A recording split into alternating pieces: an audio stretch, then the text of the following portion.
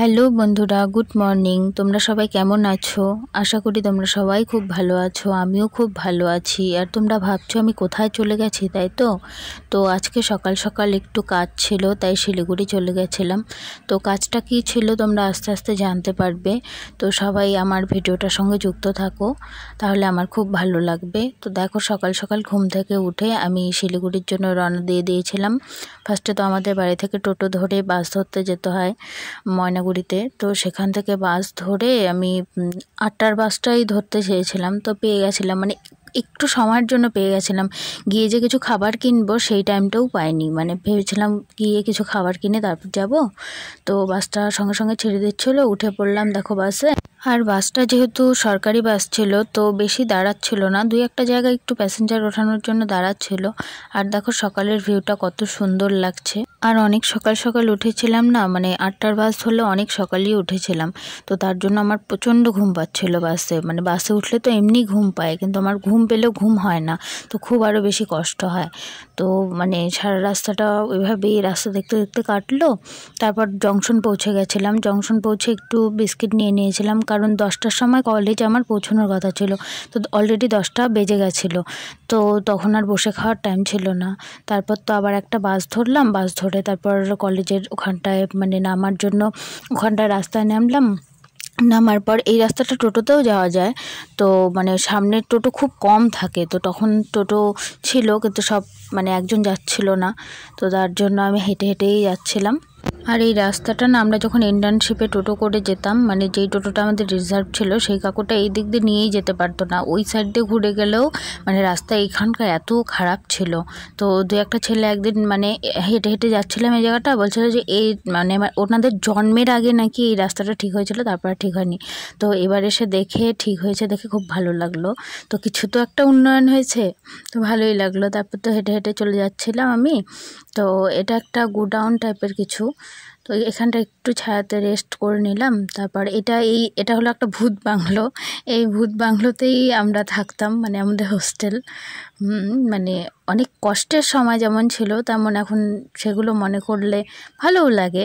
সেই সময় খুব কষ্ট লাগতো। আর এই বাসটা আমার সামনে দিয়েই ওই মানে পার্কিংয়ের ওখান দিয়ে আসলো। মানে আমি একটু যদি দাঁড় করাতাম তাহলে অনেক আরামে আরামে আসতে পারতাম, আমাদের কলেজেরই বাসটা। তারপর হোস্টেলটা পার হয়ে 1 মিনিটের দূরত্বে, মানে হাঁটা পথে দূরত্বে আমাদের কলেজের গেট। তো ঢুকে গেলাম। মানে এখানে অনেকগুলো বিল্ডিং আছে, সেখানে অনেক অনেক কাজ হয়। সামনের বিল্ডিংটাতে একটা কল সেন্টার আছে। তারপর এই সেকেন্ড বিল্ডিংয়ে আমাদের কলেজটা 4th ফ্লোরে। তো আমি সেখানে উঠে মানে সেখানে যাচ্ছিলাম, তো আমাকে ওখানেই যেতে হবে। তারপর দেখো লিফটটা নিচে আসার জন্য আমি প্রেস করে দিলাম।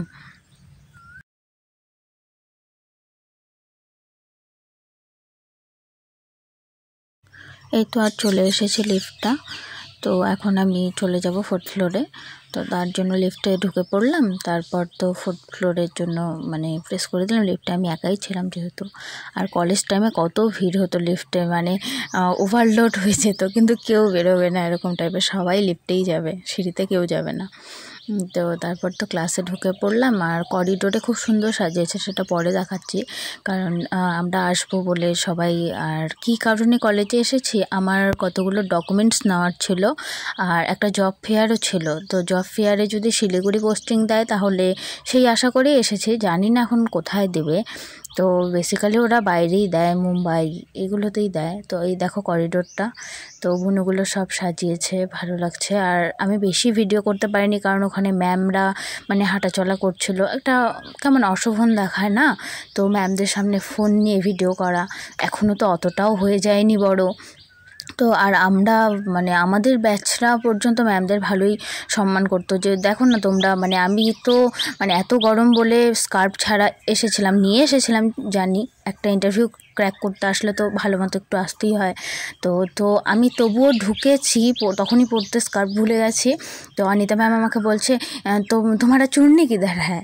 তো আমি বলছি ম্যাম এনেছি, আমি পরবো। মানে উনি বাংলাও বোঝে, মানে ওনার বাঙালিতেই বিয়ে হয়েছে এরকম টাইপের। তো এখন আর এখানে দেখো সবাই জিন্স যে যা পেরেছে পরে এসেছে। তো আমাদের সময়টায় আমরা তাও যথেষ্ট মেনটেন করতাম বলেই আমাদের একটু আরও বেশি করেই আমাদের উপরে জোর খাটানো হতো সব কিছু বিষয়ে। তো ঠিক আছে, এরকম করেই তো 3টা বছর কাটিয়ে দিলাম। আর সবাই আসছিল না বলে ম্যাম বারবার এসে খবর নিয়ে যাচ্ছিলো। আর ম্যাম বলেছিল যে আরও যদি 10-12 জন বেশি আসে তাহলে লতা তুমি আমাকে বলো। তো আমি তো যেহেতু সবাই আসছিলোই আর আমাদের কলেজেরই অনেকজন এসে পৌঁছয়নি, তো তার জন্য। আর দেখো রুমটা কি সুন্দর, আমাদের সময় যেই চার্টগুলো আমরা বানিয়েছিলাম সেগুলোই লাগানো আছে, তারপরে জুনিয়ররা মানে কিছুই লাগায়নি, কে জানে মানে এরা কি। আমাদের সময় তো খুব প্রেজেন্টেশন হতো, আমাদের বানাতে হতো। আর ইনি আমার ফার্স্ট ইয়ারের রুমমেট, উনি একটা রাউন্ড দেওয়ার পরেই পালানোর জন্য ব্যবস্থা করছে, কারণ উনি বুঝে গেছে যে শিলিগুড়িতে হয়তো প্লেসমেন্ট দেবে না, তো তার জন্য উনি ফার্স্ট রাউন্ড দেওয়ার পরেই পালানোর জন্য ব্যবস্থা হয়ে গেছে। আর ওখানে বাইরের কলেজ থেকেও অনেক স্টুডেন্ট এসেছিলো জব ফেয়ারের জন্য। তো তারপর ওখানটায় খাবার চলে এসেছিলো হোস্টেল থেকে, তো ম্যাম বললো যে তোমরাও একটু খেয়ে নাও, মানে ওখানে যারা ফার্স্ট ইয়ার সেকেন্ড ইয়ার স্টুডেন্টের জন্য এসেছিলো। তো আমরা তো তারপরে মানে তখন কাকুগুলো চলে গেছিলো, বলে যে খাবার অনেক বেঁচে গেছে আর তোমরা তো এখন নিচে গিয়ে খেতে পারবে না। আর আমাদের কলেজের ওই নিচটাতে নেমে মানে অত ছোট ছোট দোকানগুলো আছে, কিন্তু ওগুলোতে কোনোটাতেই ভাত পাওয়া যায় না, সব অন্য রকম কিছু পাওয়া যায়, পরোটাও ইভেন পাওয়া যায় না, রুটি 2-1টা দোকানে পাওয়া যায়। তো তারপর তো কাকুগুলো চলে গেছিলো, তো ভাইগুলো বসেছিল এমনি ওখানটায়, জুনিয়র ছিল ওরা। তো তখন আমি বলছিলাম কাকুগুলো নেই, তখন মনে হয় ভাবলো কি যে হয়তো আমরা নিতে অসুবিধা বোধ করছি একা একা, তো তার জন্য বলে যে না না দিদি দাঁড়া আমি দিয়ে দিচ্ছি। তো ভাইগুলোই মানে দিয়েছিল, কারণ একা একা নিজেরা নিব মানে তখন তো স্টুডেন্ট ছিলাম আলাদা বিষয়। তারপরে কাকুগুলো নিয়ে চলে গেল খাবারগুলো, যেই খাবারগুলো বেঁচে গেছে, তো ডাল একটা সবজি এটাই দিয়েছিল। হোস্টেলে খাওয়া আর কেমন হয় সবাই তো জানো, হোস্টেলে খাওয়া এরকমই হয়। তো এই তো, আর আমি বেসিক্যালি এই ডকুমেন্টসগুলো নেওয়ার জন্যই এসেছিলাম, যে জানি তো জব ফেয়ারে বাইরে তো জব দেবে, তো মুম্বাই গিয়ে মানে আমি ব্যাঙ্গালোর যেহেতু মানে গিয়ে অভ্যস্ত হয়ে গেছি, ব্যাঙ্গালোরেও করতে গিয়ে আমি মানে বাড়িতে থাকা মানুষদের কি হয় মানে যারা বাড়িতে বেশিরভাগ থাকে, তো তাদের না বাইরে কোথাও মন বসে না। আর তো যেহেতু মানে মুম্বাই প্লেসমেন্ট দেবে, তো অতটাও মানে ওটা আশা করে আসিনি আমি। তারপর শিলিগুড়ি হলেই মানে শিলিগুড়ি বেসিক্যালি ওই মাথায় নিয়ে এসেছিলাম, শিলিগুড়ি হলে করব। আর এই ডকুমেন্টসগুলো তোলার ছিল, এই মেন কাজ এটাই ভেবে এসছি। তো এই পে স্লিপগুলো এগুলো সব দেখে টাকা সব ক্লিয়ার আছে নাকি দেখে তারপর আমাকে ডকুমেন্টসগুলো দিয়ে দিয়েছিল। তো ডকুমেন্টসগুলো নিয়ে নিলাম, কতদিন পরে নিজের ডকুমেন্টসগুলো দেখলাম চোখের সামনে। মানে ব্যাঙ্গালোরে যারা পড়ে নার্সিং তাদের এই ডকুমেন্টসগুলো জমা রাখে, যদি কেউ টাকা না দিয়ে পালিয়ে যায় আর কি, এরকম ব্যাপার। তো তারপর তো মানে অনেক লেট হয়ে যাচ্ছিলো সেকেন্ড রাউন্ড ইন্টারভিউ দেওয়ার পরেও। তো ম্যাম বলছিল যে একটু ওয়েট করে যাও, আবার যদি ডাকে কিছুর জন্য, আমরা তো জানি না। তো আমি বললাম যে ম্যাম অনেকক্ষণ বসেছি ম্যামের কথা মতো, কিন্তু তারপর বললাম ম্যাম এরপরে গেলে আমার অনেক রাত হয়ে যাবে বাড়ি পৌঁছাতে। তারপর তো নিচে চলে আসলাম, আর আসার আগে ম্যামকে বলে আসলাম যে যদি শিলিগুড়ির মধ্যে ওরা কোথাও প্লেসমেন্ট দিতে পারে তাহলে আমাকে একটু জানাবেন। তো ম্যামকে এটা বলেই চলে এসেছিলাম। তারপর তো নিচে নেমে গেলাম আর কলেজটাকে টাটা করে দিলাম যাতে আর না আসতে হয়, কিন্তু আসতে তো হবেই, 2-1টা আরও কিছু ডকুমেন্টস লাগবে। তো ওই ডকুমেন্টসগুলো ছাড়া আমরা ওয়েস্ট বেঙ্গলে কনভার্ট করতে পারবো না, তো ওগুলোর জন্য লাগবে।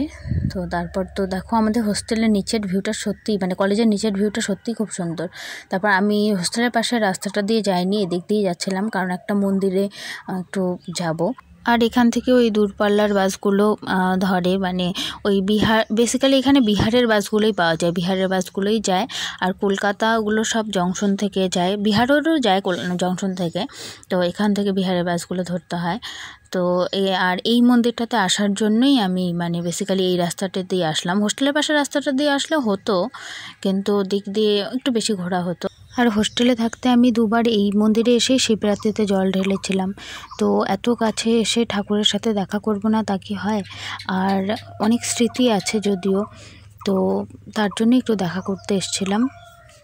তারপর তো হরগৌরীর মন্দিরে একটু প্রণাম করার পর তারপর এই বড় ঠাকুরের মন্দিরেও একটু প্রণাম করে নিলাম। আর হোস্টেলের খাবারটা তো জানি অত ভালো হয় না, তো একটু এখান থেকে খাবার খেয়ে নিয়েছিলাম। বসে খাওয়ার তো টাইম নেই এখন, তো হাঁটতে হাঁটতে একটু খেয়ে নিয়েছিলাম। তো তারপর রাস্তায় চলে এসেছিলাম, তো রাস্তায় দেখো লেখা আছে থ্যাংক ইউ ভিজিট এগেন। তো ভিজিট এগেন লেখাটা দেখার পর তো আমার মনে ছিল যে মানে বলি এই রাস্তায় আর ভিজিট করতে চাই না আমি। আর দেখো ওই যে দূরে দেখা যাচ্ছে সায়েন্স সেন্টার, মানে নর্থ বেঙ্গল সায়েন্স সেন্টার। তো এই সায়েন্স সেন্টারটা যে আমার হোস্টেলের এত পাশে, তো আমি 1 বছর মানে হোস্টেল লাইফ কাটানোর পরেও জানতাম না। সবাই বলে সায়েন্স সেন্টারে যাব, সায়েন্স সেন্টারে যাব, তো সেটা যে এত পাশে। আর মানে আমার খুব ঘোরার অভ্যাসই ছিল না, মানে আমি 3 বছর খুব কম ঘুরেছি কাজের সূত্রেই। আর ঘোরার মধ্যে আমার ছিল হংকং মার্কেট, হকার্স কর্নার। তো কালকে তো এত লেট হয়ে গেছিলো যে আর আমার হংকং মার্কেট ঢোকাই হয়নি। শিলিগুড়ি গিয়েছি, হংকং মার্কেট ঢুকিনি, তো এটা একটা বড় কষ্ট। তারপর একটা বাস পেয়ে গেছিলাম, তো বাস ধরে ওই জংশন চলে এসেছিলাম। মানে বাসটা আমি ধরেছিলাম কোটমোড় যাওয়ার জন্য। তারপর হিসাব করে দেখলাম যে টাইম হয়ে গেছে, আমি বাড়ি পৌঁছতে অলরেডি রাত হবে। আমি যদি এখন মার্কেট করতে ঢুকি, মানে আমার কয়েকটা মেকআপের জিনিস ওখান থেকে নেওয়া উচিত ছিল। একটু বাজেট দেখতাম কেমন, সস্তা না বেশি। তো অনেক মানে ব্রাইডাল কোর্সের অনেক তো টাকার মেকআপ কিনতে হয় না, তো সেক্ষেত্রে আমি একটু দেখতে চেয়েছিলাম দাম কম বেশি নাকি। তো তা সত্ত্বেও তো আমার টাইম হলো না। তারপর তো ওই প্রাইভেট বাসগুলোর ওখানটায় দেখলাম, তো বাজারের ভেতরে আমাদের ওখানে ঢোকার বাস অনেক লেটে ছিল। অত লেটে গেলে আমি রাত 9টা পার করে মানে মনে হয় পৌঁছতাম। তখন তো টোটোই পেতাম না বাড়ির দিকে আসার, তো তার জন্য আমি ওই গভর্নমেন্ট বাসেই উঠে পড়েছিলাম। আসলে আমি প্রথমে টিকিটই কাটতে গেছিলাম গভর্নমেন্ট বাসে ওখানটায়। তো আমি বললাম যে কোচবিহারের কি কোনো বাস আছে? বললো যে না এখন তো নেই, মানে উনি ভেবেছিল যে মানে কোচবিহার যাবো। তো আমি বললাম যে না, ময়নাগুড়ির উপর দিয়ে গেলেই হবে। তো বলছে এই যে এই বাসটা চলে যাচ্ছে এখনই, এটা দিয়েই চলে যান, পেছনে অনেক জায়গা পেয়ে যাবেন হয়তো, তো টিকিট লাগবে না। আমি বললাম টিকিট কাটতে হবে? বললো টিকিট লাগবে না, বাসেই টিকিট দিয়ে দেবে। তো সত্যিই পেছনে জায়গা ছিল, তো জায়গা পেয়ে গেছিলাম, না হলে তো আরও লেট হতো না। তো তারপর তো আস্তে আস্তে তারপর সন্ধ্যায় হয়েছিল আস্তে আস্তে, আর এদিকে বাড়ি আসতে তো আরোই রাত হয়ে গেছিলো, 7:30টার বেশি হয়ে গেছিলো। আর বাসে উঠলে তো এত ঘুম পায়। আমার পেছনের লোকটা বসার কোনো আরাম নেই, একদম লাস্টের সিটে বসেছে, তাও বসে বসে উনি কী সুন্দর নাক ডেকে ডেকে ঘুমাচ্ছে। আমি বলছি আমার কেন এত সুন্দর ঘুম নেই। তো তারপর তো খুব প্রচণ্ড কষ্ট হচ্ছিলো, আর সিটগুলো একদম সুবিধার ছিল না। আর দেখো তিস্তা ব্রিজ পার হতে হতেই সন্ধ্যা হয়ে গেছিলো, আর আমার তো বাস থেকে নামতে নামতে একদমই অন্ধকার হয়ে গেছিলো। তো বাস থেকে নামার পর মানে একটা লোককে না আমার সুবিধা লাগছিলো না, লোকটা কেমনভাবে যেন দেখছিলো। তারপর আমি তো ইগনোর করলাম, কিন্তু ব্যাপারটা হলো লোকটা মানে একা টোটো যাবে না ওটাই ভাবছিলো, তার জন্য ভাবছিলো যে আমি গেলেও ভালো হয়। তো আমি তো লোকটাকে অ্যাভয়েড করে এদিকে এসে টোটোতে উঠলাম, তো দেখলাম যথারীতি লোকটা আমার টোটোতেই এসে বসলো। তারপর না টোটোতেও বসে বসে আমি বুঝতে পারছিলাম যে আমাকে কেমন করে তাকিয়ে দেখছিলো। তো আমার ভালো লাগলো না, আমি সারা রাস্তা একদম কথা বলিনি। তারপর তো টোটোর থেকে নেমে গেছিলাম, তারপর আবার আমাদের বাড়ির ওদিকে টোটোতে উঠলাম। আর দেখো আমার চোখ দেখে তোমরা বুঝতেই পারবে আমি কতটা টায়ার্ড। আর এই পুচকুটা তাকালাম বলে আবার চোখটা ঘুরিয়ে নিল। তারপর অনেক কথা বলেছিল, ও কোন স্কুলে পড়ে, ও যোগা ক্লাসে গেছিলো শিখতে। বাচ্চাটা না খুব সুন্দর কথা বলে, মানে শান্তশিষ্ট আর খুব সুন্দর কথা বলে। বলছে মা রাত হয়ে গেছে তো ঘুমোবো। বলে কি না না তুমি এখনই কিসে ঘুমোবে, রাত হলে ঘুমানোর টাইম হয়নি ওর মা বলছে। তারপর তো বাড়ি ফিরে আর আমার শরীরের অবস্থা ছিল না যে আমি ভিডিও করব, আর মাও ছিল না বাড়িতে। মা তো দিদির বাড়ি গেছিলো, কারণ ওরা একসঙ্গে তারাপীঠ ঘুরতে যাবে, শান্তিনিকেতন ঘুরতে যাবে। তো পরের দিন সকালে আমি ঘুম থেকে উঠে পড়েছিলাম, আর উঠেও তো অনেক কিছু মানে আমাকে রান্না টান্না করে তারপর ব্রাইডাল ক্লাসে যেতে হবে। আর দিদিরা মানে ট্রেনে যাওয়ার আগে ফোন করেছিল, তো শুয়ে শুয়ে কথা বলছিলাম ওদের সাথেই। তো বলছিলাম এটা ঢুকিয়ে নে ওটা ঢুকিয়ে নে, ভাগ্নিকে বলছিলাম। তো তার জন্য তারপর তো আমি রান্নাঘরে পরে চলে যেতেই হবে, রান্নাঘরে চলে গেছিলাম। আর দেখো সকালটা আজকে কত সুন্দর লাগছে, আর সকালবেলা আজকে রোদ ওঠেনি একদমই বৃষ্টি ওয়েদার। তো দেখো আর আমি এদিকে দিদির সাথে কথা বলছি, ওরা চলে যাবে একটু পরেই, ট্রেনে উঠবে। তো আজকের ভিডিওটা এই পর্যন্তই। আর আমাকে এত ভালোবাসা দেওয়ার জন্য সবাইকে অনেক ধন্যবাদ। আর আমার ভিডিও যদি ভালো লাগে তাহলে আমার চ্যানেলটা সাবস্ক্রাইব করে দিও। সবাই ভালো থেকো, সুস্থ থেকো।